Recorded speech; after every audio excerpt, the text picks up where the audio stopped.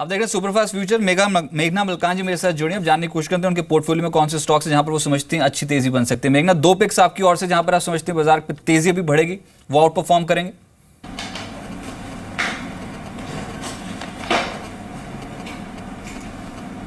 ये दोनों में से पहला स्टॉक होगा oriental bank of commerce. Banking sector specially public sector banks, I would like to say they are coming out of a consolidation. अगर weekly और मंथली चार्ट देखा जाए तो अच्छे कंसोलिडेशन से बाहर आ रहा है। I see quite some potential in the upside. तो ओरिएंटल बैंक ऑफ कॉमर्स में बाय बनता है with a stop of 98 for a target of 112। और दूसरा बाय कॉल रेकमेंड करना चाहूंगी वेदांता लिमिटेड पे। The stock is really showing good signs in daily as well as weekly charts. Momentum अच्छी तेजी स्ट्रेंथ दिखा रहा है। वेदांता लिमिटेड को बाय करना चाहूंगी विद स्टॉप ऑफ 120 और टारगेट रखना चाहूंगी 138 का।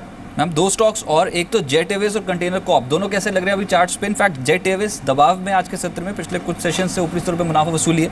कंटेनर कॉर्प रिबाउंड कर गया आज के सत्र में। दोनों स्टॉक्स पे आपकी राय? अंदर है चार्जर मेरा, अंदर है। मेघना, अगर सुन पा रही हो तो जेट एयरवेज और कंटेनर कॉर्प पे आपकी राय?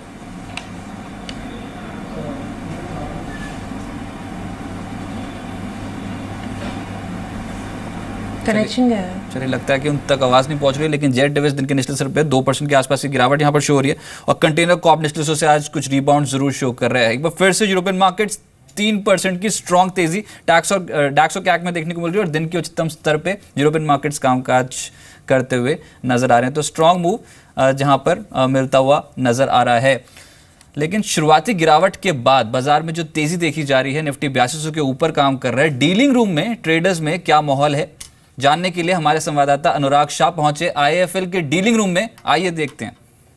रघुराम राजन के एग्जिट की खबर के बाद और ब्रेक्सिट से पहले मार्केट किस तरह से रिएक्ट कर रहा है, इसी का जायजा लेने के लिए हम हैं इंडिया इन्फोलाइन के डीलिंग रूम में और हमारे साथ है दो खास मेहमान, हितेश जैन और प्रीतेश मेहता। उनसे ही समझते हैं कि आज डीलिंग रूम में किस तरह की हलचल है।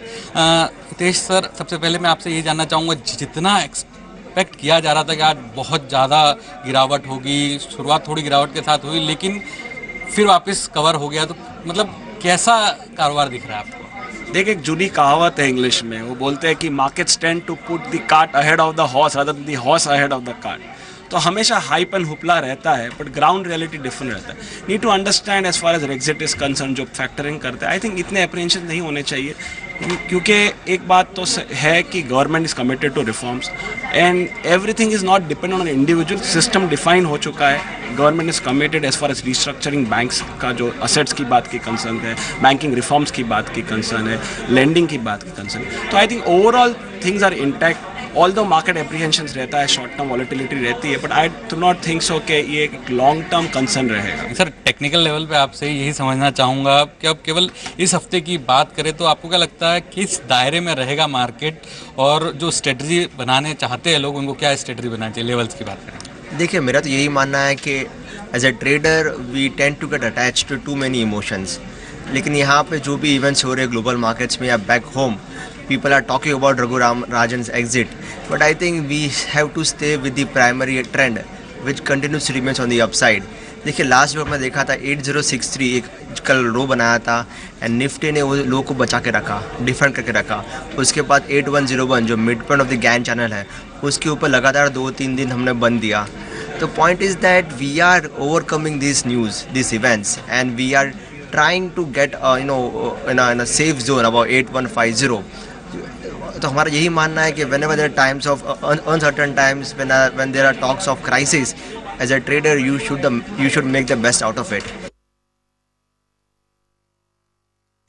और 8229 यानी कि दिन के उच्चतम स्तर पे मार्केट है और यूरोपियन मार्केट्स दिन के उच्चतम स्तर पे 3% के आसपास की तेजी यूरोपियन मार्केट्स पे है। बाजार का स्विंग इनफैक्ट 8300 तक पहुंच सकते हैं, क्योंकि वही इस बार का स्विंग हाई भी बनता हुआ नजर आ रहा है मार्केट्स पे। देखते हैं कितना और स्ट्रेच अभी पॉसिबल है। मेघना, बहुत शुक्रिया आपका मेरे साथ जुड़ने के लिए और मार्केट्स पे अपनी अप्रोच बताने के लिए। दिन के उच्चतम स्तर पे 8229 के लेवल पे निफ्टी बरकरार है।